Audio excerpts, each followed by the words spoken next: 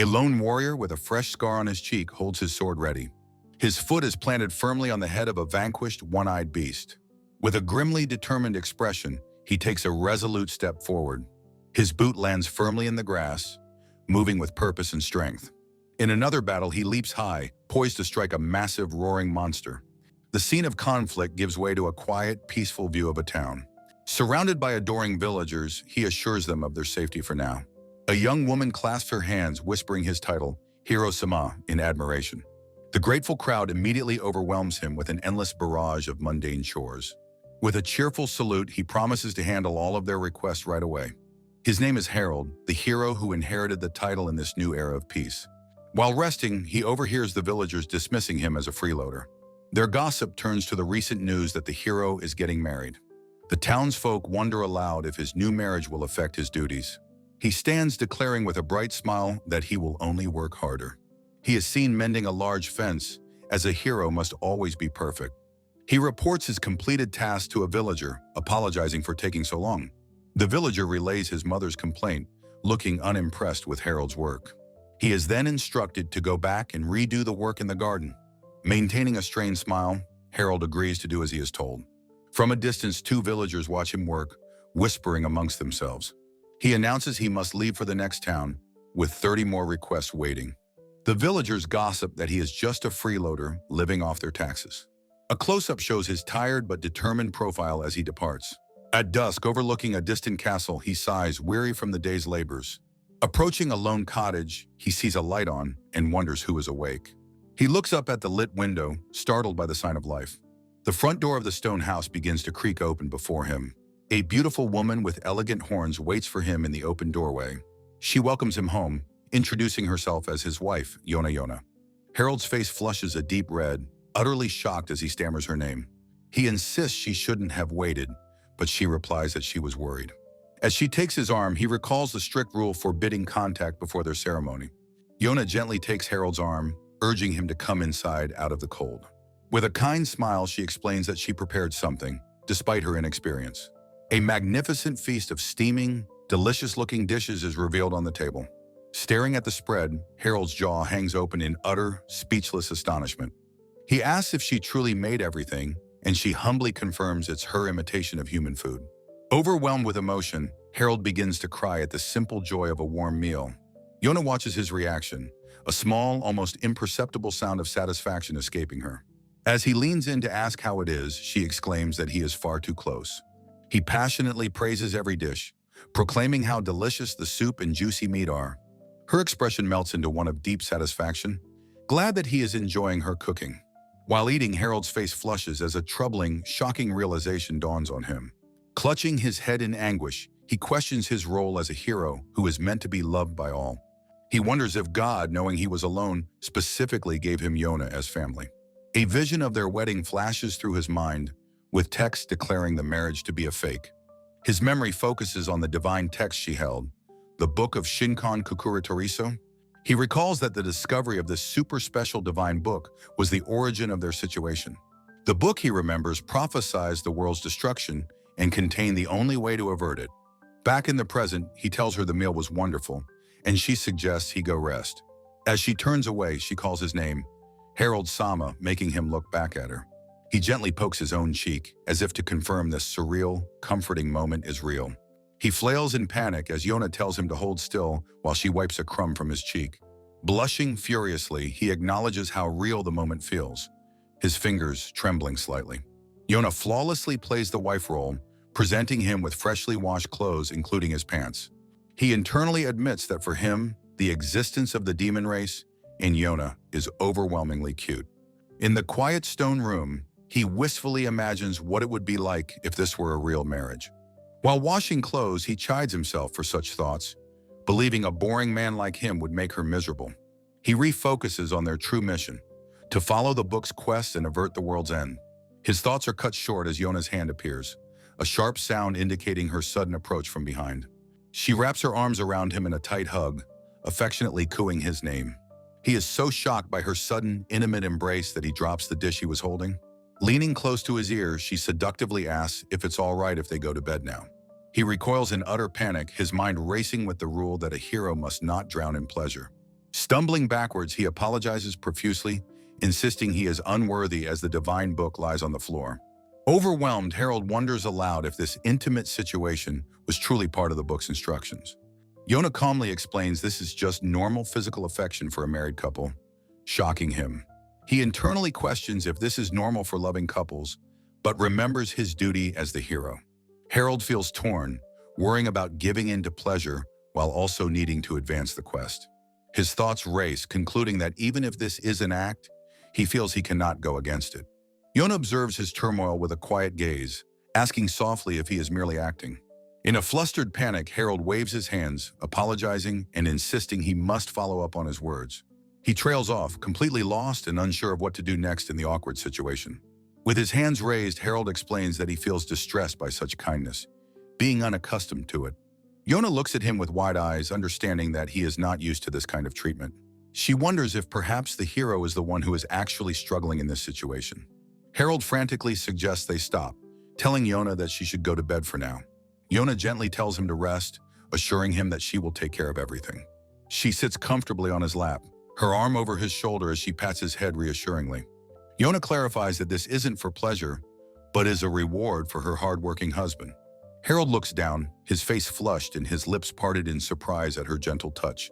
A disembodied voice reflects on the scene, noting that he seems just like a child. A flashback shows a young Harold being told his father fled and that he is the successor. A robed figure commands the boy to cast aside all personal feelings for the sake of the people. The memory focuses on young Harold's eyes, filled not with fear, but with heavy determination. Back in the present, her hand continues to stroke his hair as he leans into her touch. Harold thinks to himself that he wishes he could stay like this with her forever. He holds her arm, realizing with deep gratitude that he's glad Yona is his partner. At that moment, the divine book on the floor begins to vibrate and glow with magical energy. Startled, Harold picks up the glowing book as a surprised Yona looks on from behind him. The book bursts open with a flash of light, its pages flipping rapidly on their own. A message appears, announcing the completion of the quest. Show weakness to your partner. The book instructs them to continue building their bond, leaving Harold to wonder if it can talk. Yona finds the quest a bit unreasonable, but Harold admits the clear instructions were helpful. He tries to turn the page only to find the next section is sealed by a magical lock. With a jolt, he exclaims in shock upon finding the magical seal blocking his progress. Yona watches him, her hand reaching out as if she has just realized something critical. Her eyes widen as her heart pounds, a sudden dawning understanding on her face. Yona warns the book is dangerous and offers to hold on to it. Harold agrees, telling her to simply ask. Harold calls out Yona's name as she looks downward, seemingly lost in thought. With a sudden, shocking movement, Yona forcefully grabs his hand, startling him. A close-up shows her tongue slowly licking his finger with a soft sound. Looking up at him with a sultry expression, she murmurs that he tastes sweet.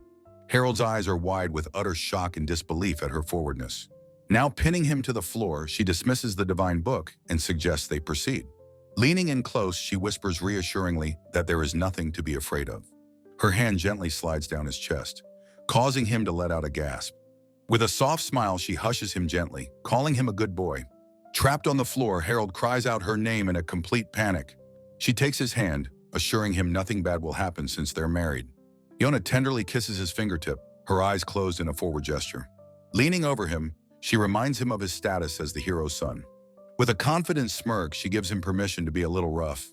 A blushing, stammering mess, Harold can only look up in flustered confusion. Yona leans in for a kiss, declaring with delight that she'll take it. A chibi version of her happily exclaims her intention to receive her prize. A violent burst of energy from the book throws her back with a scream. Harold rushes to Yona as the book announces a major contract violation has occurred. The book projects a new rule. Quests must be cleared in order from Chapter 1. Its final stern declaration states that the rules set by the gods are absolute.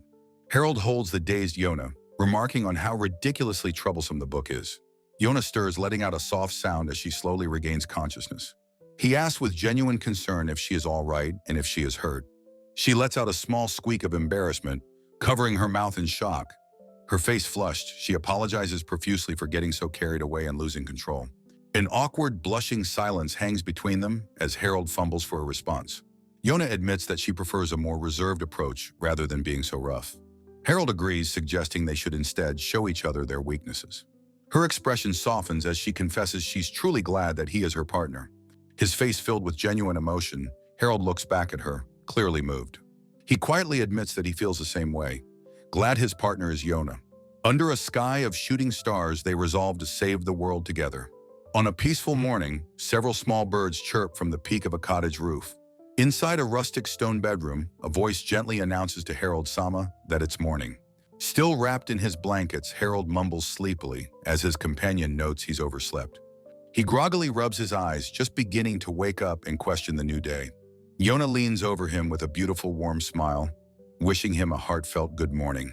In the next instant, a powerful force causes the entire stone house to shake violently.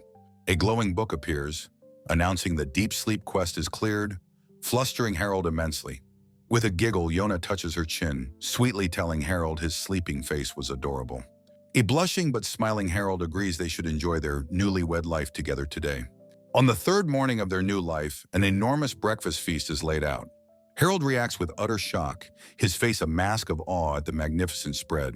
He tells Yona he hasn't seen a breakfast like this in decades, asking if she made it. After taking a bite, he praises the delicious, spicy flavor, complimenting her cooking skills. Yona explains she learned from a book, as her family home had a large library. The mention of her family home causes Harold to pause thoughtfully as he chews. A memory flashes back of a robed man declaring that from this day forward, he is the hero. The vision continues, showing a fearsome demon lord demanding his daughter marry the hero. As he eats, the pieces click into place, and Harold freezes with dawning comprehension. Yona remains completely oblivious to his internal crisis, smiling sweetly at him. She then cheerfully asks him if he has any requests for what she should make for lunch. After their meal, Harold enthusiastically announces that he will be the one to cook next.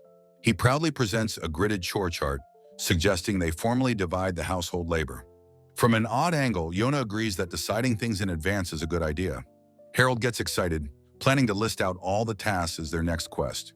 However, Yona gently interrupts, asking him to explain the wisdom behind his plan. Her question catches Harold completely off guard, leaving him speechless. She thoughtfully muses that being fair and equal must be the common sense of the world. A nervous sweat breaks out on Harold's brow as he fears he has made a terrible mistake. Yona changes the subject, asking him what he puts on his fried eggs. Harold stares in surprise at the perfectly cooked, steaming egg before him. He hesitantly points to the salt shaker, suggesting that is what he uses. With her face partially obscured, Yona then asks what he thinks she prefers. A nervous Harold ventures a guess, wondering aloud if she uses sauce. With a serious expression, Yona asks Harold what he puts on his fried egg. An image reveals her preference, a horrifying mountain of wasabi, shocking Harold. She clarifies at the table that this wasn't her actual point. Her hand on her chest, Yona explains that she and he have become a married couple. She continues, stating that everyone's opinions and ways of eating are different. Yona proposes they explore their differences to truly understand each other. Touched by her sincerity, Harold softly murmurs her name in understanding. He realizes she wants to see him as an individual and agrees to her quest. Yona's face lights up with pure delight as she happily agrees. A hand pulls a heavy wooden lever, beginning their new adventure. She proudly reveals a secret room filled with her collection of favorite things. Harold is utterly shocked, as is a small witch character hiding nearby. Gesturing grandly, Yona explains her deep love for human culture and artifacts. His eyes scan over various pieces of merchandise, including mugs and fans. He spots a figure that looks just like him, asking in disbelief why it's there. Yona explains it's a popular novel's hero, even showing a rare first edition book. Harold is horrified by the racy cover art depicting him with a witch. She remarks that a true hero would be too virtuous to read such a book. She happily shares a favorite romantic trope involving a misunderstanding with bread. He looks at the book, completely baffled by what such a misunderstanding could be. A dramatic scene from the novel shows him being violently force-fed bread. Flustered, Harold apologizes and asks her to handle the precious book carefully. Yona smiles, explaining she has admired this version of human culture since childhood. He now understands her unique worldview was shaped entirely by these strange books. Overwhelmed by romantic images, he blushes, finally beginning to comprehend her. A block of butter is shown, hinting his education is far from over. The scene transitions, signaling a new topic of discussion between them. As they walk, Yona announces it is now Harold's turn to share his hobbies. Harold thoughtfully strokes his chin, pondering her question about his interests. She tells him not to be embarrassed, admitting she was also shy. His determined stride shows he is about to reveal a somber truth. His inner thoughts confess that he doesn't really have any proper hobbies. A flashback shows him working, realizing he isn't one to share personal preferences. A horned girl glances back with a soft, questioning smile, murmuring a thought as she peeks shyly. As they walk, Harold hesitates, trying to explain what he's enjoyed lately. Yona waits patiently for him to finish his thought, listening intently. He shyly confesses that what he likes most is talking with her. Yona's eyes widen in absolute shock at his unexpected, heartfelt words. A quiet moment hangs between them in the stone-walled corridor. Harold is startled by his own sudden, honest admission of feelings. He immediately becomes flustered, waving his hands and trying to backtrack. His usual composure shatters as he realizes the weight of what he said. A deep blush spreads across Yona's face, reaching her pointed ears. Harold turns his back as steam seems to rise from Yona's head. He exclaims in panic, realizing the immense impact of his confession. Yona admits his surprise confession was a complete cheap shot. Trying to regain control, he mutters that it can't be helped if she has no hobbies. Yona turns towards him, her expression softening into a radiant smile.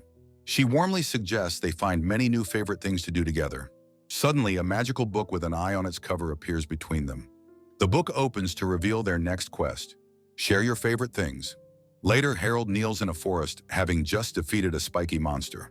Two villagers cautiously approach, asking if he has defeated the creature. They express their immense relief upon seeing the monster is slain. One villager comments on how unusual it is for such a monster to appear. Harold nervously denies having any idea why it was there. The villagers ask for his help in preparing for the upcoming festival. While digging, Harold thinks to himself that Yona would enjoy this festival. He fondly recalls her suggestion that they find enjoyable things to do together. His quiet moment of reflection is abruptly shattered by a loud sound. A young woman with pigtails scolds him for not announcing his presence. A new chapter begins, the quest now focused on introducing a childhood friend. A divine book, the Shin Conquest, is shown, holding the key to salvation. This mystical tome was discovered floating in the dark demon realm. Its prophecy states a human and a demon must marry to complete quests. This fated union is the only way to avert the world's destruction. Harold and Yona arrive at a human festival, and Yona is captivated. He observes how crowded the town is even before the main event. Yona playfully teases him for inviting her on what feels like a date. He tries to frame it as part of their quest, but she happily agrees. As they walk together, Harold is nervous, unsure of what to say. Yona boldly takes his hand, her fingers intertwining tightly with his. He blushes, surprised by her confident move in the crowded street.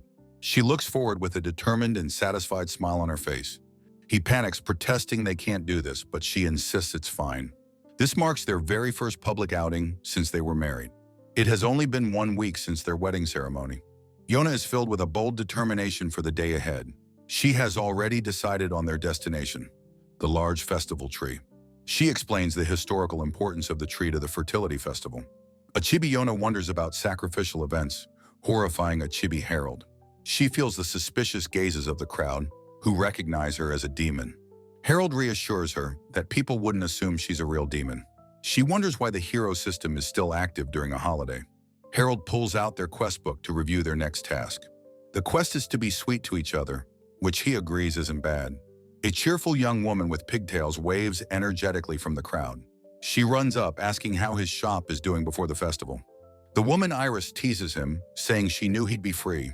Iris then asks Harold who his companion is for the day. She introduces herself as Iris, his childhood friend from a nearby village. She warmly invites Yona to visit her shop tomorrow with the villagers. Iris casually asks Harold who his escort for the day is. He hesitates for a moment, gathering the courage to tell the truth. He states plainly that he has gotten married, introducing Yona beside him. Iris stares in stunned silence, her mind unable to process the news. She repeats the word married in disbelief, looking between the two. Harold apologizes for not telling her sooner, citing various circumstances. Iris is shocked, noting she has never seen him make such a face before. She looks critically at Yona, standing beside a confused Harold. Iris thinks to herself, wondering how Harold could possibly be with this woman. She is appalled by Yona's revealing clothes and prominent horns. She declares that she will absolutely never approve of this union. At a cafe, the tense trio sits with coffee and pastries. Iris has a sudden thought, happily concluding it's not a marriage of love. She presses them, asking why they would marry without being in love. Harold calls her rude, asking if her question has an ulterior motive. He apologizes, saying he was just thinking about becoming Yona's friend. Iris believes she still has a chance once their quest is over. She turns to Yona asking directly if she is truly a demon. Yona politely corrects Iris, saying her name isn't just Iris. She clarifies her full name is Yona, her expression shifting ominously. Yona unleashes a powerful demonic aura, shocking Harold and terrifying Iris. Iris scoffs, bringing up the war and accusing the demons of invading. Yona calmly states the matter is classified, which only angers Iris more. Harold asks Iris what's wrong. Noting she's acting strangely today, Iris grabs his shoulder, her face flushed with pent-up emotion. She pleads that her relationship with him is much longer and deeper. Worried, she checks his forehead for a fever with the back of her hand. The intensity of her own actions causes Iris to panic suddenly. Harold and Yona are both stunned by Iris's frantic emotional outburst. Harold understands, exclaiming that she must be worried he has a fever. Iris grabs him, declaring she cannot entrust him to someone like Yona. She insists that demons are evil and not comrades to the hero. Yona is taken aback by Iris's claim that a demon princess is dangerous. Iris argues that demons can't be trusted and hide their true nature. Yona looks down, unable to directly refute the harsh accusations. Harold steps in, his expression serious, stating that Iris is wrong. Iris looks at him, shocked and hurt by his defense of Yona. Yona looks up, her expression filled with surprise and rapt attention. He explains that no one knows who was truly wrong in the war. He reflects on taking demon lives, but now they must coexist. He states that Yona is trying her absolute best to understand humans. A blush of deep, heartfelt emotion washes over Yona's face as she listens. A close-up reveals Iris turning away, her shoulders slumped in dejected silence. From behind, she trails off, unable to articulate her feelings about his declaration. She whirls around, angrily demanding to know if he understands her at all. Leaning forward, Iris insists he answer and tell her what he truly thinks. Harold looks completely bewildered, asking what she means by her intense question. He awkwardly explains that he thinks of her as a somewhat difficult little sister. Fishing for more, she suggests other compliments, like being cute and bright. With a hopeful blush, she trails off, implying he might want to date her. Harold bluntly refutes the idea, stating that would never happen with his sister. His words hit Iris like a physical blow, her expression one of utter shock. Her face is a mask of crestfallen despair as tears begin to well up. Yona mutters a string of bizarre insults about Harold's unsophisticated, gorilla-like nature. With a heart-wrenching sob, Iris flees the cafe as an employee calls out. Harold is left stunned, wondering what just happened in the chaotic aftermath. Yona looks at him, her expression soft, and genuinely thanks him for his actions. She explains that his honesty in that moment was a source of relief for her. Harold looks at her, realizing she is speaking sincerely from her heart. Yona leans in playfully, suggesting they should go and chase after Iris. The sudden, mischievous suggestion startles Harold, who lets out a gasp of surprise. He asks if that's all right, and Yona explains her devious plan. She smugly points out that helping his sister will put Iris in her debt. Harold laughs, won over by her cunning logic and undeniable charm. With a bashful smile, he admits that he likes this particular side of her. Yona looks up at him, her expression one of pure, radiant happiness. The unexpected compliment sends her into a blushing, spiraling state of shock. Nearby women gossip about the couple's youthful romance, noting how cute it is. Harold sweats in embarrassment, wondering if he is always causing Yona trouble. A sudden tremor shakes the building, abruptly ending the lighthearted moment. Harold and Yona look on with grave concern as he notes monsters are in town. On the rooftops, sinister, spiky shadow creatures crawl ominously above the street. In a lonely alley, Iris stands by herself, lost in her own sorrow. She walks down the empty steps, her head bowed in quiet contemplation. Calling herself a fool, she reflects on her past mistakes and regrets. A flashback shows her watching Harold, thinking he's not like other boys. She recalls thinking he was a hero type, beyond her reach for romance. The memory of Harold announcing his marriage to Yona flashes through her mind. A flicker of surprise crosses her face as she processes the memory. She reasons that they were like siblings, questioning the nature of their bond. Still, a seed of doubt is planted in her heart, but a vivid memory shows them fighting monsters back-to-back as children. A younger, tearful Iris is shielded by a determined young Harold. His fierce profile is shown as he stands ready to protect her. A close-up on her wide, tear-filled eyes captures the defining moment. He had declared it couldn't be helped. He had fallen for her. In the present, Iris clutches her chest, overwhelmed by the painful memory. She covers her face, whispering that this is all too much to bear. A sudden sound from behind snaps her out of her sorrowful reverie. Her eyes widen in alarm as she looks up, sensing immediate danger. The ground trembles as the spiky shadow monsters suddenly appear before her. She gasps in terror, her mind struggling to process the immediate threat. The dark creatures loom over her from the rooftops, their forms menacing. Panicked, she realizes the danger and begins a desperate sprint down the alley. Her mind races, questioning why these monsters are inside the town walls. In her haste, she stumbles and falls hard onto the cobblestone path. She tries to scramble away, her staff useless against the encroaching swarm. A look of pure terror crosses her face as she realizes she is cornered. She pleads for them to stay away, her voice trembling with fear. As a monster lunges, she shuts her eyes, bracing for the inevitable. In that final moment, a single name echoes in her mind. "Help me, Harold." A flash of steel cuts through the darkness, bisecting the attacking creature. Iris lowers her hands, her eyes wide with shock and profound relief. Harold stands over her, demanding to know if she's all right. Still on the ground, she can only manage a small, choked sound of affirmation. The dam of her emotions breaks and she bursts into relieved sobs. Harold engages the remaining monsters, his blade a blur of silver. He realizes he is outnumbered and yells for Iris to get to safety. Another monster breaks from the pack, lunging directly at the vulnerable Iris. A powerful figure slams into the ground with a resounding thud. Yona appears, calling out to Iris with a look of concern. She declares she will take Iris to safety, as Iris pleads with her. Ignoring the plea, Yona simply instructs the confused Iris to jump. With a powerful leap, Yona scoops Iris up and soars into the air. Yona's tail is seen as she gracefully scales the building to the roof. She gently places the terrified, trembling Iris down on the rooftop tiles. Yona calmly states that they are safe here for the time being. Left below, Harold stares in awe, realizing Yona is a true demon. He thinks to himself that this woman is the one he calls his wife. From the rooftop, Iris calls out Yona's name, watching the battle below. Iris looks down at Harold, a complex mix of emotions on her face. She sits down shaken and offers a quiet "thank you and I'm sorry." Yona approaches, a sly, knowing smile playing on her lips. She observes that Iris is a very straightforward and honest person. Leaning in, she asks if Iris remembers her words from the shop. Iris flinches, blushing as she remembers being called out. Yona reminds her of the suggestion that she might be hiding her true self. With a seductive look, Yona purrs that Iris's guess was a little bit right. A flabbergasted Iris lets out an incredulous, "Huh?" at the bizarre turn. Yona's mood shifts again, cheerfully asking if they should go help her darling. With a playful wink, she tells Iris it's good to be a good little kitten. Yona then launches herself off the roof, diving headfirst towards the battle. Iris screams that Yona's tension has suddenly and completely snapped. Harold looks up in alarm as Yona bounces gleefully towards him. Yona's eyes sparkle with manic delight as she asks where the punishment is. Harold screams in utter shock at her sudden, ferocious transformation. Wielding a claw weapon, she taunts the monsters, asking if they want to die. The terrified, spiky creatures flee in a panic from her overwhelming power. Harold watches the monsters retreat down the ruined street. He rushes to stop Yona, who is still eager for a fight.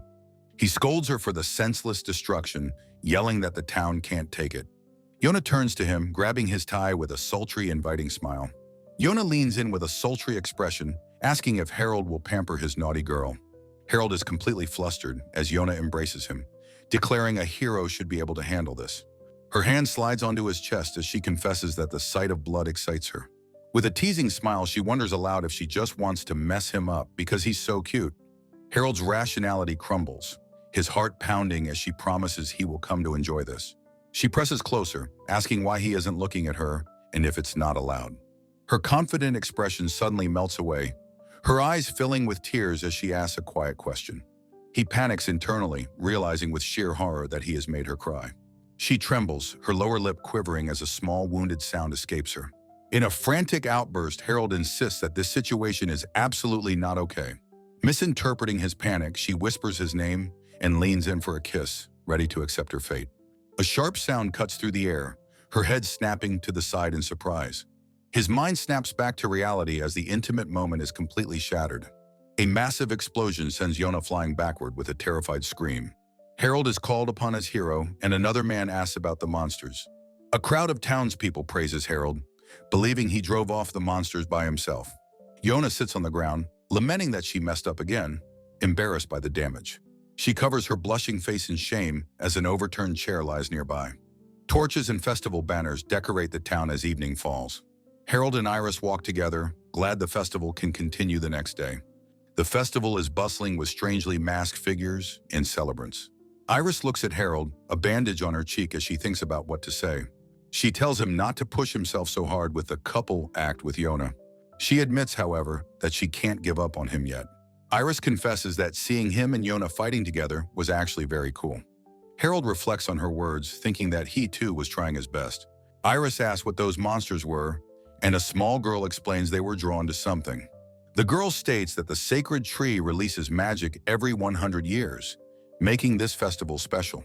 She tells Harold to be better prepared in another 100 years, much to his exasperation. He looks over his shoulder, a slightly awkward expression on his face. He calls out to Yona, who stands by herself looking a bit sullen. Yona shyly approaches Iris, addressing her formally. She presents a book to Iris, explaining that she found her lost satchel. Iris's face lights up with relief, thanking Yona profusely for finding it. Yona peeks at the cover, recognizing it as a racy romance novel. Iris lets out a cry of pure mortification, while Harold watches, confused. She whispers intensely to Yona, shocked to find a fellow enthusiast so close. The two girls huddle together, whispering furiously about the novel. They passionately argue that Harold must never find out about their shared hobby. Harold is stunned as Yona boasts of owning a rare, banned first edition. Iris suggests they go look at it, and Yona blushes but agrees. He watches them chat, smiling to himself, glad they are getting along. Later, he stands before a massive statue, looking up at it thoughtfully. Masked figures from the festival walk by in a blur of motion. Under a starry sky, the massive, sacred tree looms over the town.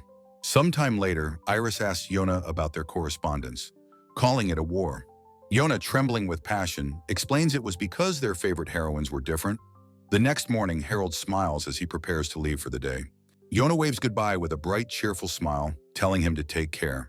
He walks down a long flight of stone steps, leaving her at the top. She brings a finger to her lips, wistfully thinking about a goodbye kiss. A new quest begins as Yona happily tends to her lush garden. A white-horned horse grumbles that it's just a normal workday. Yona gently pats the horse, promising it can rest soon with some hay. She reflects that her life here is fulfilling, carrying buckets from a well. The bucket splashes into the dark water at the bottom of the well. She thinks that no matter what she does, it seems to please Harold. Inside, her hand touches the cover of the Divine Quest book. She decides to check the quest herself since Harold worries so much. The book suggests quests like singing together or bathing together. Yona blushes at the idea of a full-body massage, thinking it too bold. The book sternly instructs her to aim to clear quests in order. Her expression shifts as she notices something outside. She approaches a wooden door, announcing that it's her, the young mistress. The door creaks open slightly as she peeks inside. A large furry horned beast sits patiently on the cobblestones.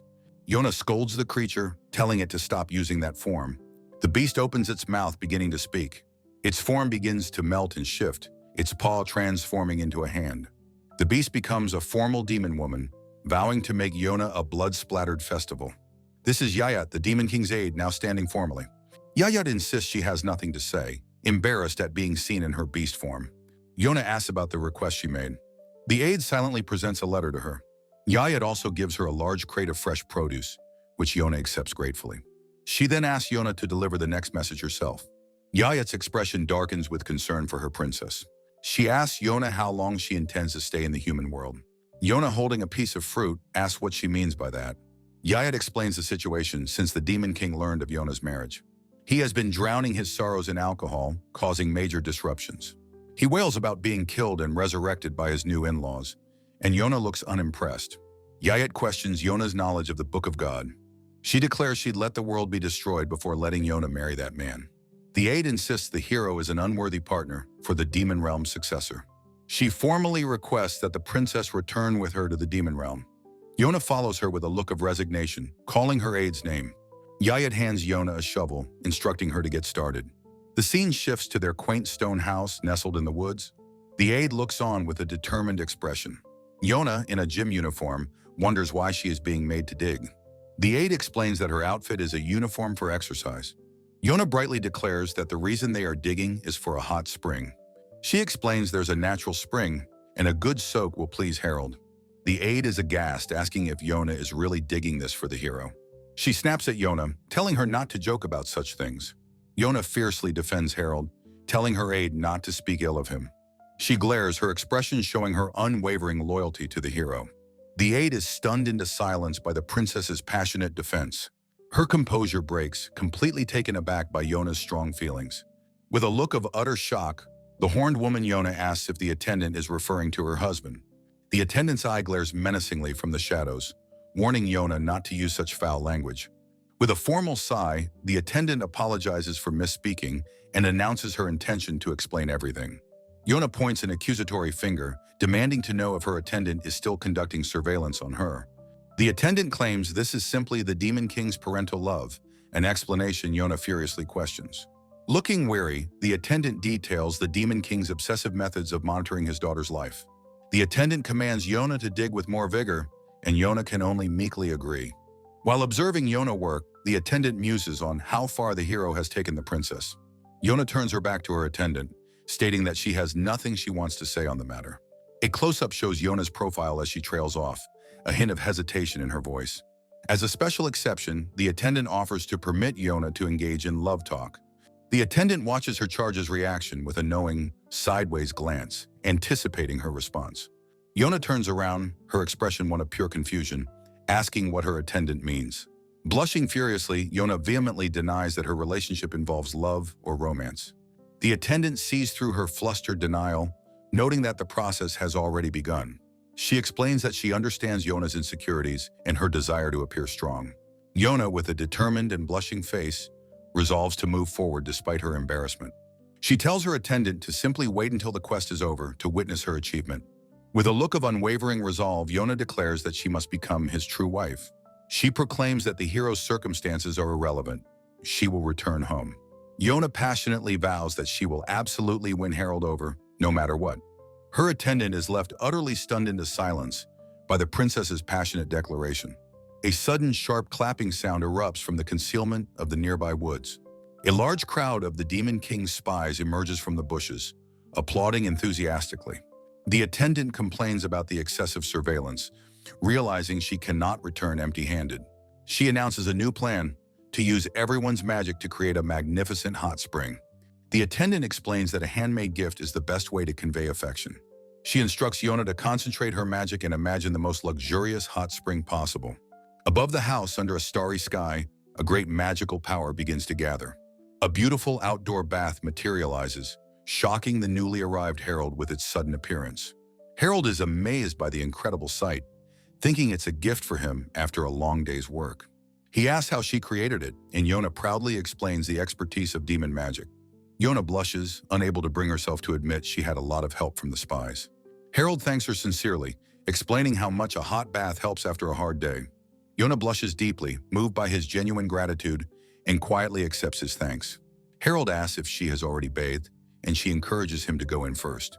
Yona leans close, looking down at Harold with a thoughtful and gentle expression. She whispers into his ear, shyly admitting that she wants to bathe with him.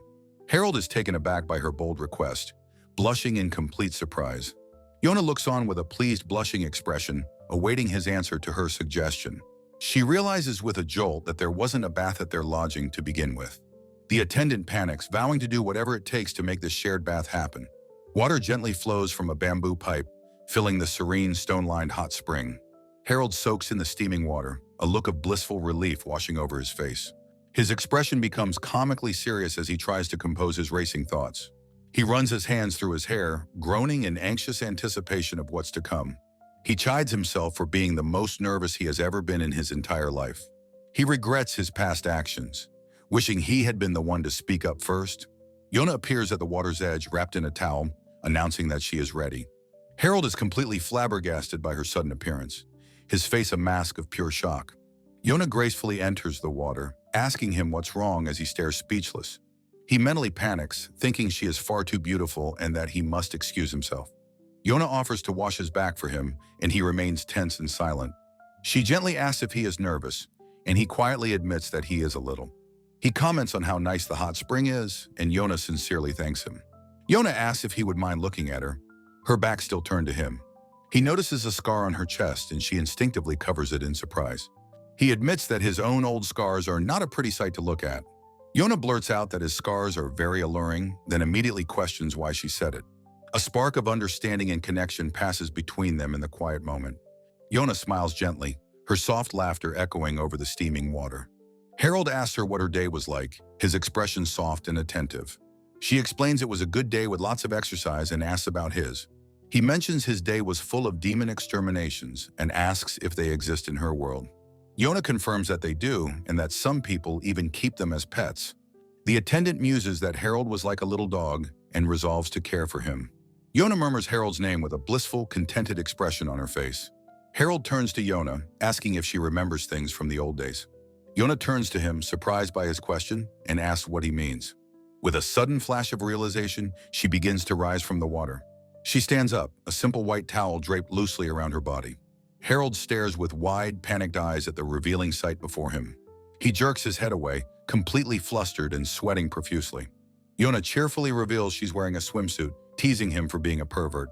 Harold realizes with weary resignation that his expectations have been betrayed once again. A glowing book confirms the completion of the bath together and stargazing date quests. The starry night sky is visible through the window of their rustic stone bedroom. Harold sits at a desk reading by candlelight, while Yona sleeps peacefully nearby. He gazes at the sleeping Yona, a thoughtful expression on his face. He closes the book, its cover adorned with a single, watchful eye. He reflects that while the quests are progressing smoothly, it is a good thing. He feels embarrassed about performing all these intimate, newlywed-like activities. In her sleep, Yona has kicked off her covers, sprawled across the bed. Harold quickly and comically rushes to cover her up again. He sighs, thinking that if this isn't a lie, then they are a married couple. A flashback shows a majestic castle as a voice declares a hero must not wish for such things. A younger Harold is shocked, questioning the command that he must get married. A bearded king strokes his beard, calmly confirming the order with a simple yes. The king theatrically declares himself an angel of love, much to Harold's confusion. The heel of a woman's boot clicks on the floor as she enters the throne room. The king introduces Yona as the demon lord's daughter, and Harold is surprised. The king praises the hero as a great man, and Yona's attendant agrees. He adds that he's had his eye on Yona for a long time, noting she's a bit stubborn. He congratulates Harold on marrying such a cute and well-mannered girl. The king leans in, about to add another, more personal observation. He loudly exclaims how huge her breasts are, mortifying Harold. Harold's mind reels, unable to process being suddenly summoned and forced to marry. He realizes with a jolt that the book Yona holds is a genuine divine text. The king's expression turns deadly serious as he warns Harold not to trust the demon race. He coldly states that once the mission is over, all ties will be severed. A hand gestures towards a man in a formal cloak, Harold, whose expression is grim. From behind, a king cheerfully suggests holding a small wedding ceremony for a girl named Yona. Harold stands silently, his thoughts turning inward as he processes the situation.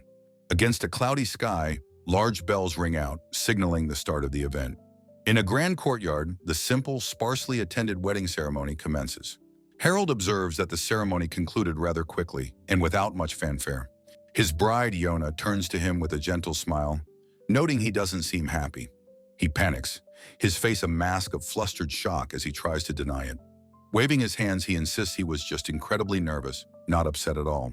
A wave of empathy washes over him as he considers her difficult position. He imagines the anguish of being forced to marry a stranger, clutching his head. Yona turns her back to him, her long hair obscuring her face as she begins to speak.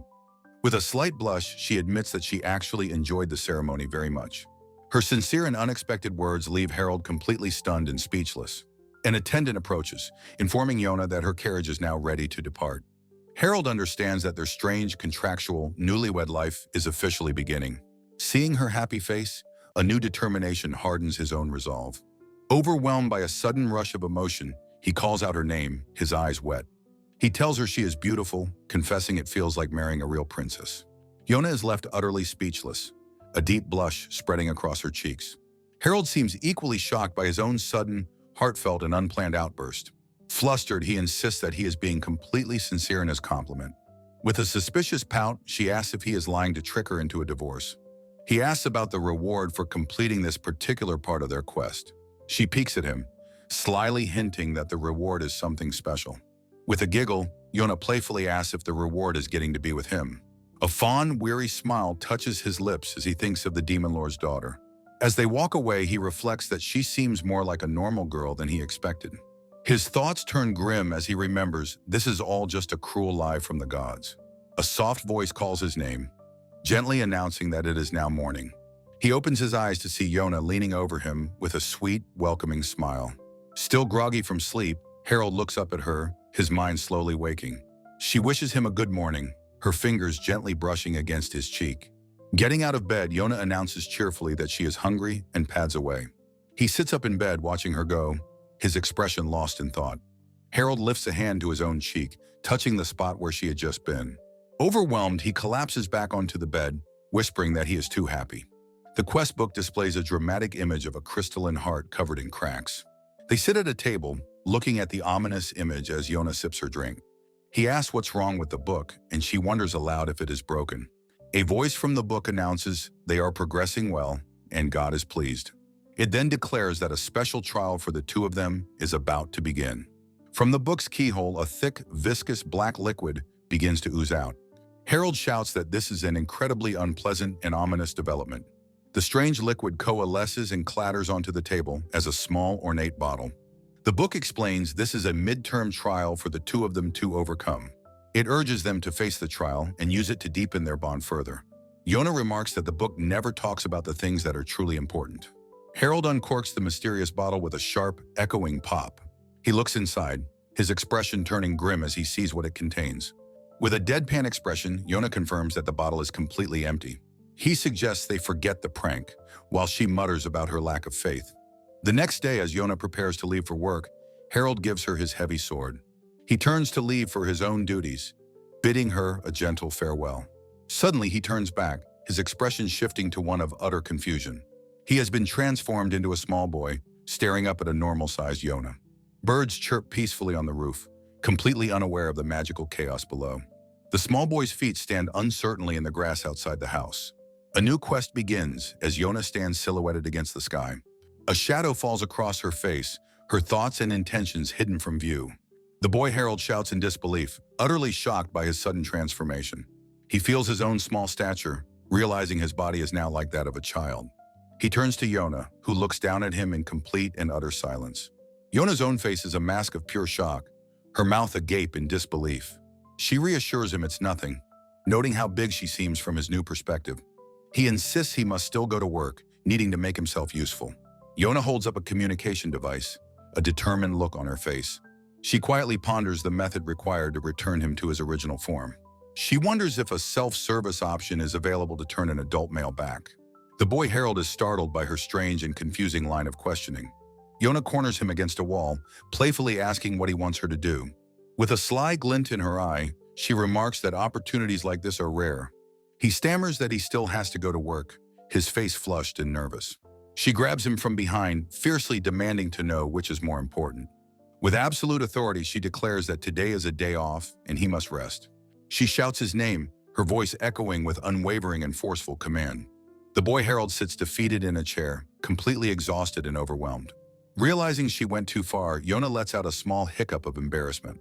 She apologizes profusely and rushes off to get him a glass of water. He glances over his shoulder, hearing the sound of her footsteps fading away. He spots the empty bottle, feeling that it's a poor excuse for a divine trial. He then remembers that the bottle is part of the quest and picks it up. Upon closer inspection, he discovers faint, almost invisible writing on the bottom. The inscription reveals the way to return to normal is to open the bottle. Just as he finishes reading, Yona bursts back into the room, announcing her return. His eyes are drawn to her lace-up stockings as she carries a bucket of water. She asks what he's holding. He nervously tries to hide the bottle from her.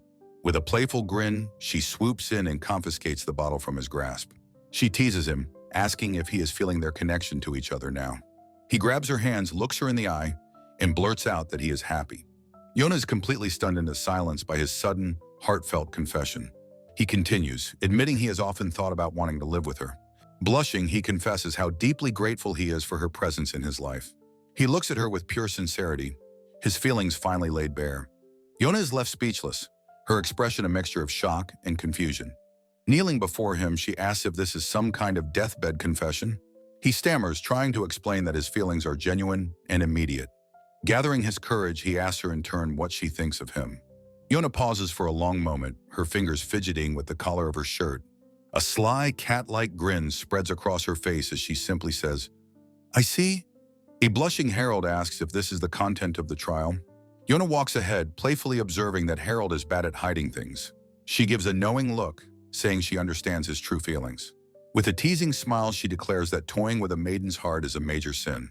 Harold offers a flustered apology for his forwardness. He asks Yona to share any dissatisfaction she has with him. Yona remains silent, her expression unreadable as he presses her. A hand reaches out as he asks her to reveal her true feelings. Yona surprises him with a tight hug from behind, saying he'll understand if he looks. Flustered, Harold insists she is too close and should use her words instead. Yona looks surprised, finding his request more embarrassing than physical contact. He gently holds her hand, asking to know what she is truly feeling. Harold offers to share something from his own heart in return. Yona becomes incredibly flustered, denying she heard him and calling it too embarrassing. Harold is confused, asking if physical affection is less embarrassing than talking. She confirms this, explaining that his direct words are far too stimulating. In a burst of anger, she shouts that she would never confess her love. Harold looks at her seriously, deciding on a different approach. He calmly proposes a deal, offering to share something of his own. Yona looks at him, surprised by his sincere offer. He states that it is not fair for her to carry the burden alone. With a pout, Yona mutters that she cannot keep such a promise. Harold smiles gently, vowing to protect her because he is the hero. He lifts her chin, and she stares back, stunned by his sincerity. Yona blushes deeply, her lips parted as she processes the moment. The scene shifts to their quiet home, the atmosphere filled with anticipation. The two lean in close for a soft, hesitant kiss. Later, Yona sits in Harold's lap and he asks if the position is all right. She leans her head against his shoulder, her face flushed with emotion. Harold quietly admits that he feels lonely. Yona confesses she also feels lonely when he is away at work. He is visibly moved by her vulnerability, uttering her name in surprise. A coffin-like object smashes through the wall, striking Harold. A flash of dark energy fills the space where the object appeared. The aftermath shows a blur of motion and residual power. Harold's hand rests on the floor as he mutters in disbelief. Kneeling, he expresses his shock that she would feel the need to protect him. Yona's expression hardens with resolve, declaring that it's now her turn to act. The heavy wooden door rattles ominously before being blown apart. A scythe-wielding girl stands silhouetted in the destroyed doorway, shocking them both. The intruder holds up a hand, menacingly uttering the word hero. Her eye burns with rage as she thinks about how he made Yona cry. She lunges forward, screaming her intent to kill as Harold intercepts the blow. Harold desperately yells for her to wait. The attacker looks confused, asking why Harold is there protecting Yona. Now tied up, the girl tearfully apologizes for her misunderstanding. Yona scolds her big sister, demanding she properly reflect on her actions. Harold repairs the wall with magic, remarking on how much trouble it is. He smiles, confirming Yona is fine after receiving first aid. He explains he was just on his way to meet them when they arrived. At Yona's request, Harold agrees it is time to untie her sister. Yona nervously urges her sister to go along with the request. The rope magically vanishes from the floor with a soft sound. Harold kneels, formally introducing himself as Yona's husband. The sister stares back, completely shocked by the news. Yona quickly introduces her flustered older sister. Harold apologizes for startling her, noting the change in atmosphere. Yona explains that it is not Harold's fault. She reveals her sister is a shy recluse who rarely talks to outsiders. Yona encourages her sister to introduce herself to a surprised Harold. The girl shyly introduces herself as Nui Nui, Yona's older sister. Yona explains her sister's poor communication skills make her seem intimidating. Nui Nui shyly but proudly declares that she and Yona are close sisters. Harold listens as Yona embraces her sister. The dawning horror hits Harold. Nui Nui is his sister-in-law. Nui Nui also realizes this, looking flustered as Harold scratches his head. He rationalizes that Nui Nui must be a family nickname, a demon custom. Harold offers them tea, telling them to relax after their journey. Yona asks her sister to help out once in a while. Nui Nui looks at her sister, processing the request. Over tea, she wonders why her sister is here. Harold asks Nui Nui why she left the demon realm. Nui Nui becomes incredibly flustered, unable to answer his question. Yona gently prods her shy sister, asking if she doesn't want to talk. Harold suggests visiting their parents to offer formal greetings. The sisters react with synchronized panic, shouting that it's absolutely not allowed. Yona explains that a meeting of both families would be a huge hassle. Harold smiles, saying he still wants to see where Yona grew up. Yona is flustered and blushing by his gentle persistence. He agrees to think about it, and she steams with relief. Noinoi silently gives her sister a thumbs up for a successful diversion. Noinoi recalls Yayat's report from the demon realm. She had overheard that Yona was to become the hero's true wife. Her expression hardens with fury, convinced the hero is deceiving her sister. She believes the hero is a vile man who tricked her innocent sister. Her imagination pictures a villainous herald looming over a helpless hamster like Yona.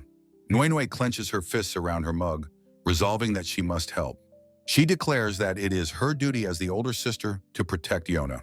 Harold addresses Noinoi, unaware of her internal conflict. He kindly invites her to stay the night since she came so far. He enthusiastically offers to host a welcome barbecue for her tomorrow. Noinoi glares, accepting his challenge and asking if he's confident enough. The next day, she vows to expose the hero's true form. Noinoi struggles to carry a massive bundle of firewood for the barbecue. She stares in confusion at the peaceful scene of Harold grilling. Yona enjoys a skewer, thinking her sister's overreacting again. A glistening, perfectly grilled skewer of meat is presented. Noinoi stares, mouth-watering, completely mesmerized by the food.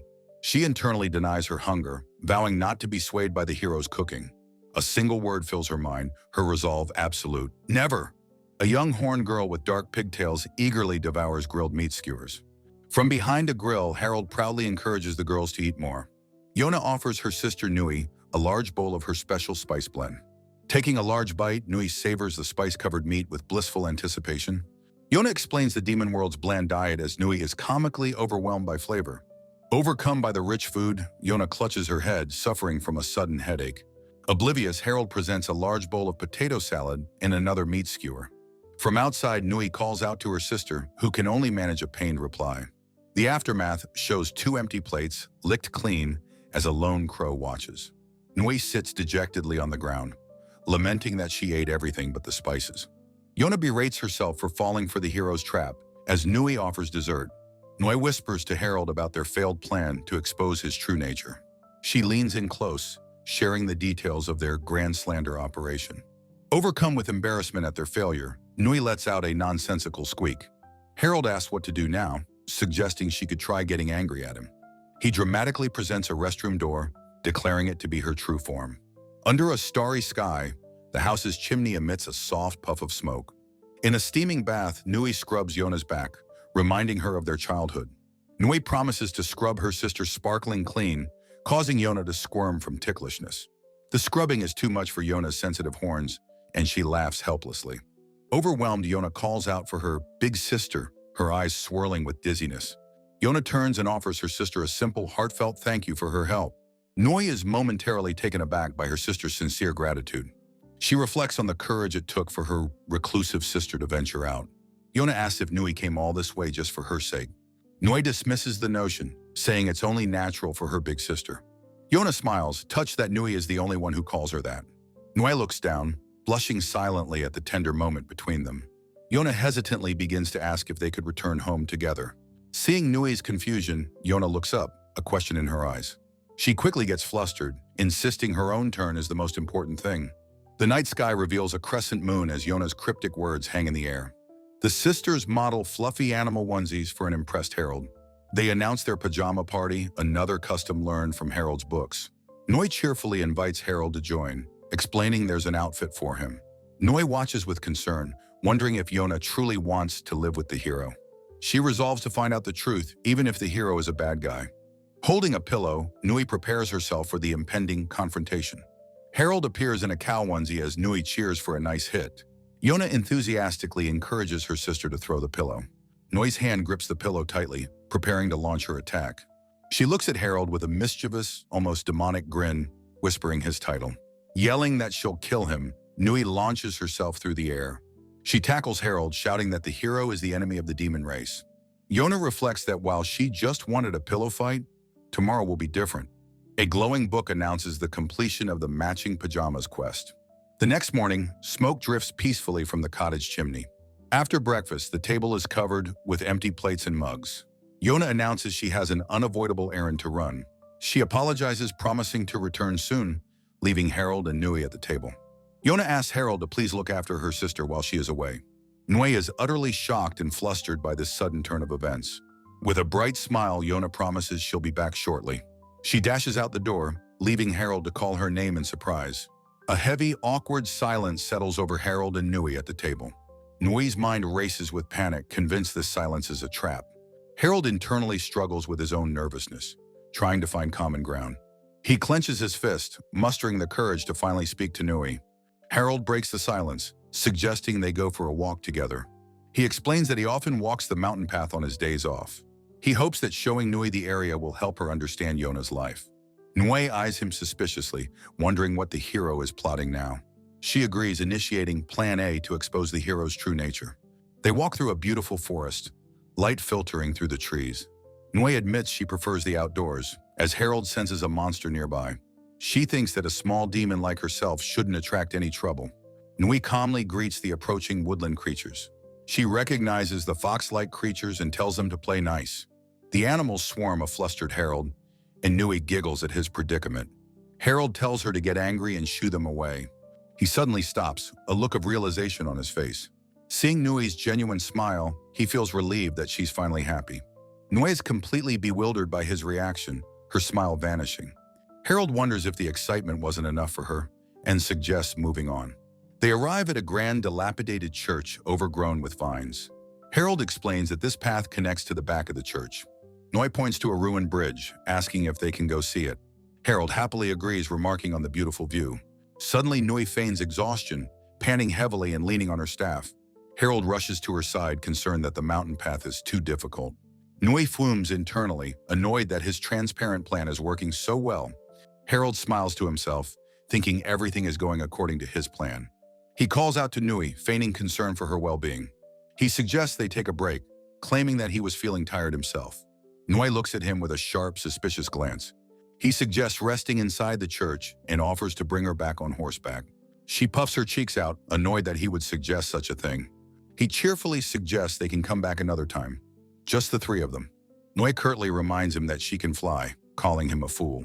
In a swift motion, Harold scoops a shocked Nui into his arms. He calmly informs the stunned girl that he will carry her to a bench. The vast, cavernous interior of the ruined church is revealed. Sunlight streams through broken windows, illuminating the beautiful decay. Sitting on a bench, Harold asks Nui if her leg is all right. Nui blushes, thinking to herself what a shameless man he is for a hero. He remarks how quiet and peaceful it is here, now that no one comes. She scoffs, thinking he's a gloomy person, a label she's also received. Harold's expression turns serious as he decides to confide in her. He reveals he is thinking of leaving their house and building a new one. He explains his selfish reasoning for making Yona live in such a remote place. With a gentle expression, Harold reflects on how he has made Yona feel lonely. A memory reveals Yona admitting her loneliness while he is away at work. He cheerfully suggests that living in town would allow her to make friends. Turning to Nui, he asks for her opinion on his considerate plan. Nui glares back, internally questioning if he is an idiot for his cluelessness. She recalls her sister Yona constantly talking about the hero when they were young. She explains that Yona's loneliness isn't for just anyone's company. With rising frustration, she shouts that Yona wants to spend time with him. Harold is stunned into silence, the realization finally dawning on him. Nui thinks that while he seemed like a decent person, she cannot trust him. Her inner thoughts declare she can't entrust her precious sister to someone so dense. Harold returns to the house, announcing his arrival to a silent, sullen Nui. He states that since Plan A was a failure, it is now time for Plan B. Seeing that Yona is not yet back, he resolves to use a method he'd rather avoid. Gearing himself up, he prepares to make his move with a determined look. With a sudden, forceful motion, he lunges directly towards the surprised Nui. Pinning her to the floor, he demands that she do that thing with him. Suddenly, Harold is the one on the floor, yelling in panicked confusion.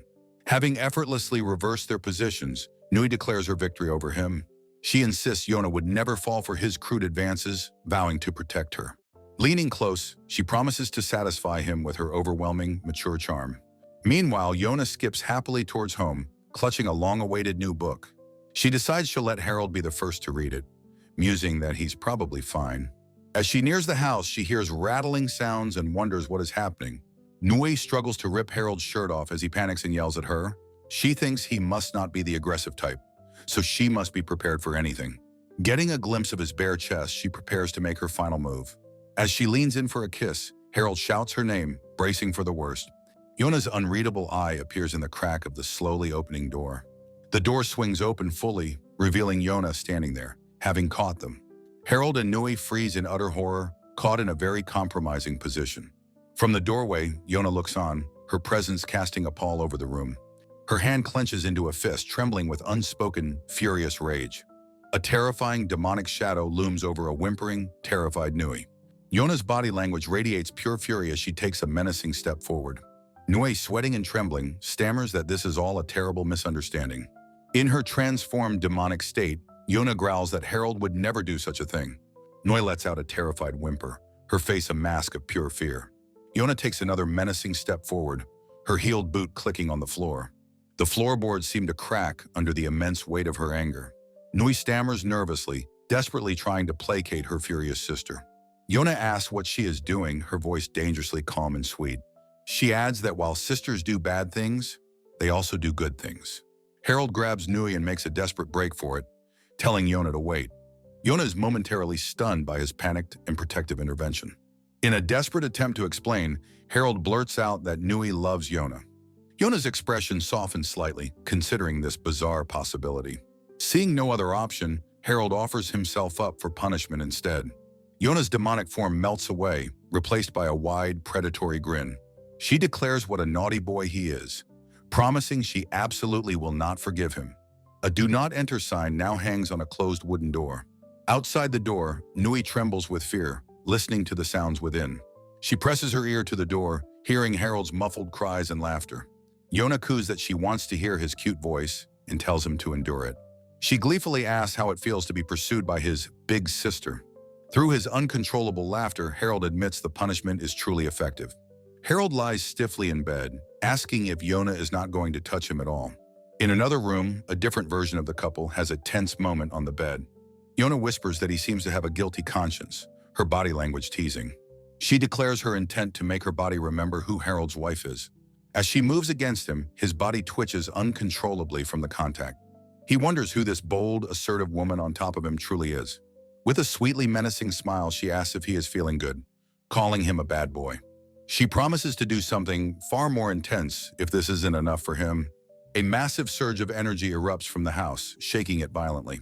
The aftermath is quiet and still inside the rustic stone and timber house. Yona stands with her head bowed, meekly apologizing for her actions. Harold, slumped against the wall, tells her it's all right as she bows formally. She is frustrated with herself for losing control and doing this again. A wave of homesickness washes over her, and she wishes she could go home to Yuna. She worries that if she becomes a nuisance, she should return to the demon world. Harold watches her, his expression attentive and filled with understanding. She thinks that if she went back, her only friend to talk to would be Yuna. She corrects herself, recalling it was Nui who brought her into this world. She apologizes to Harold for causing trouble and for her dark thoughts. Yona is surprised when he admits that he can't be forgiven either. He says that he understands her feelings, at least a little. Harold looks at her with empathy, but states that he won't give up on her.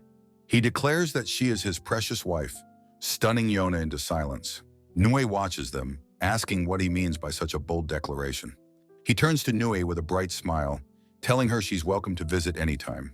He adds enthusiastically that of course he wouldn't abandon Yuna's only sister.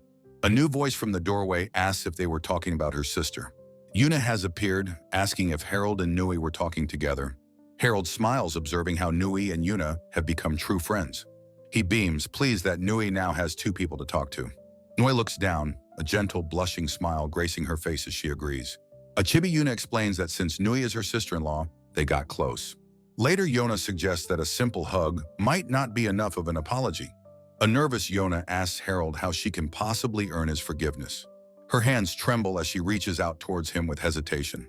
She wraps her arms around him in a tight, surprising hug from behind. Pressing her face into his back, she decides this will be enough for now. A magical book announces that the 10-second hug quest has been cleared. A new chapter begins overlooking a vast forested valley with a distant castle. Two large crows circle ominously above a dilapidated mansion in the woods. Harold and Yona trek along a path, with him noting they've walked quite a long way. Harold holds up a request form, gesturing towards their destination in the forest. They arrive before the imposing gates of the mansion from the request. A crow lets out a loud grating caw, setting a foreboding tone for their mission. Yona stands closely behind Harold, letting out a small, uncertain sound. Harold formally announces their arrival at the requested mansion for a job. He then introduces Yona as his wife, who comments on the eerie atmosphere. Harold explains they are investigating the strange paranormal phenomena that occur at night. Yona gets overly excited by the prospect, asking if a demon lives there. The heavy, ornate gates of the mansion creak open before them. Stepping inside, Yona marvels at the sheer size of the vast, dilapidated hall. Harold looks around, remarking on what a magnificent mansion it must have been. He gestures towards a large archway, guessing it leads to the dining hall. With a slight smirk, he jokes about never expecting to investigate with a zombie. Yona suddenly flinches, calling out her own name in a nervous jolt. She tries to psych herself up, insisting that she is not scared. Harold watches her, beginning to suspect she has a fear of such places. Trying to sound brave, Yona projects her fear onto him, her voice strained. She puffs out her chest, asking if he thinks she is truly suited for this. He gently suggests she wait outside while he quickly investigates the premises alone. Left by herself in the gloomy garden, Yona stands frozen with fear. Two ghostly black handprints suddenly materialize on a broken window pane. A sudden gust of wind causes a tattered curtain to whip violently. Yona lets out a blood-curdling scream, completely terrified by the sudden movement. Later, she is seen clinging tightly to Harold's leg for safety. Walking down the hall, she trembles with fear at the sound of thunder. Harold warns her to watch her step on the rotting floorboards ahead. Her eyes well up with tears as she continues to shake uncontrollably. He looks down at her with a slightly flustered but gentle expression. Yona latches onto his arm, hugging it tightly for comfort and security. She asks him meekly if it's all right for her to stay this close. Pressing her face into his arm, she wonders about this new, warm feeling. Harold gulps nervously, his own heart pounding from her sudden closeness. He thinks to himself that, in this moment, he is truly happy. Despite his own fear, a powerful, protective instinct begins to take over. Yona's hands tremble as she clutches his arm, still visibly terrified. His mind screams that she is overwhelmingly cute when she's this scared. He thinks her current vulnerability is on a completely different level of cute. Attempting to distract them both, he suggests singing a song to lighten the mood. Another sudden, sharp noise makes Yona cry out in fear once more. He tries to reassure her that it's just the sound of the rainstorm. Yet he can't shake the unshakable feeling that something is truly wrong. At the end of the hall, a door deliberately creaks open on its own. Yona points with a trembling finger, her eyes wide with absolute terror. He calls her name in concern as she peeks out from behind him. He tells her to look, trying to sound confident and rational about the situation. The room is a nursery. He claims the wind must have blown the door open. He says things aren't scary once their cause is known. She meekly agrees. From the shadows, a spectral figure watches them, whispering a word of relief. The ghost's bare, dirt-stained feet are planted firmly on the decrepit floor. A memory surfaces of her past life, spent forever confined to her bed. She recalls dying while dreaming of a life she could never experience. Her past was filled with deep resentment for the world and for God. The ghost wails, lamenting that she only knew of love from stories. She cries out, looking at her hands, distraught over her appearance. She sobs, her lingering regret about love keeping her from reaching heaven. Peeking through a window, she grows excited seeing the newlywed couple arrive. She overhears their conversation and thinks their pseudo-marriage is a perfect setup. Harold and Yona feel they are just one step away from making progress. A wave of determination washes over the ghost as she accepts her new mission. With newfound purpose, she declares that she will handle their romance. She unleashes a torrent of ghostly energy, startling Yona with the noise. The ghost uses her power to physically push the couple closer together. She then conjures a violin, playing a terrible tune as a live performance. Harold instinctively pulls Yona into a tight, protective embrace. The ghost peeks in, delighted with the romantic atmosphere she has created. Yona apologizes for being a nuisance and getting in the way of his work. Harold realizes with a jolt that this is the perfect stage for a romance story. He thinks to himself that she isn't a nuisance, but is actually being quite calm. With new resolve, he turns to Yona and vows that he will protect her. Yona looks up at him, her expression surprised by his sudden, firm declaration. She asks him if he isn't afraid of the ghost himself. He promises to protect her with all his might from any spirit. He adds that he will do so not just as a hero, but as her husband. Yona's anxious expression melts into one of relieved, blushing contentment. She leans her head against his shoulder, admitting she finally feels safe. He quietly accepts her trust, a silent yes echoing in the hallway. The ghost claps her hands silently, cheering "Bravo" for the romantic scene. She muses that love is built layer by layer, like a delicate millefeuille. With tears of joy, she reaches out, exclaiming, "This is love romance!" A brilliant beam of light shines down on the mansion from above. The ghost tearfully thanks Harold and Yona for the beautiful moment. She wishes the new couple happiness as the mansion is finally cleansed. A bright light shines down upon the now peaceful and remote estate. The next morning, the couple stands together in a clean, sunlit room. Sunlight streams across the now pristine and dust-free wooden floor. The exterior of their own stone cottage is shown on a bright, clear day. Harold reads an official report stating all paranormal activity has now ceased. Yona asks about the mansion, and he confirms it's being cleared out. She notes the cause was never found, teasing that it was a transformed demon. She leans in closer to him, resting a hand on the bed. With a sly smile, she asks if it was because he was so handsome. Harold is slightly flustered by her direct and playful compliment. He tells her she was cute, but she suggests they drop the subject. He agrees to get to work, and she bids him a cheerful farewell. Harold suddenly stops, nervously asking if she would go on a date with him. Yona freezes mid-bite, her eyes wide with shock at his sudden question. She stammers, asking what he means by date, utterly taken aback. The house seems to buzz with a flurry of sudden, frantic activity. Yona is whisked through a whirlwind of beauty treatments and diet plans. She is fussed over with manicures, macarons, and a selection of new clothes. Harold apologizes profusely for his abruptness in using the D word so suddenly. She wonders to herself why the hero would suddenly ask her on a date. He explains that he felt terrible about how lonely she seemed at the mansion. Leaning in close, the horned girl Yona asks Harold if his only reason for the date isn't just because he wants to go. With a flustered shout, Yona immediately and vehemently denies her own forwardness. Overjoyed, Harold eagerly plans their date, suggesting they buy matching outfits on their next day off. Looking out over a grand city, he thinks to himself that he should have asked her much sooner. However, their plans are overheard, and a voice from a grand hall questions the news of a date. Harold kneels meekly before the king, confirming the rumor is true. The king scoffs, admonishing Harold for prioritizing a personal quest over his duties as the hero. With building fury, the king demands to know if Harold is truly serious about saving the world. Harold looks on, completely stunned by the intensity of the king's reaction. The monarch dismisses Harold's feelings, calling them nothing more than a childish first love. His tone shifting to one of gravity, the king states that if Harold is serious, they need to talk. Harold listens silently, his expression somber as he accepts the lecture. The king gravely explains that the prophecy has no deadline, meaning the world could end at any moment.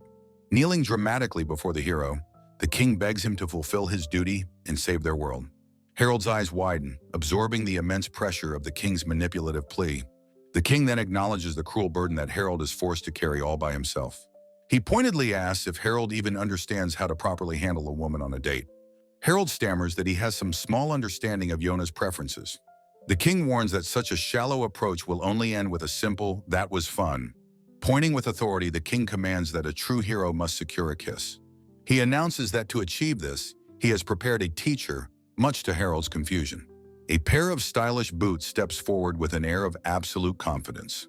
A hand sweeps through a shock of light-colored hair with a practiced flourish.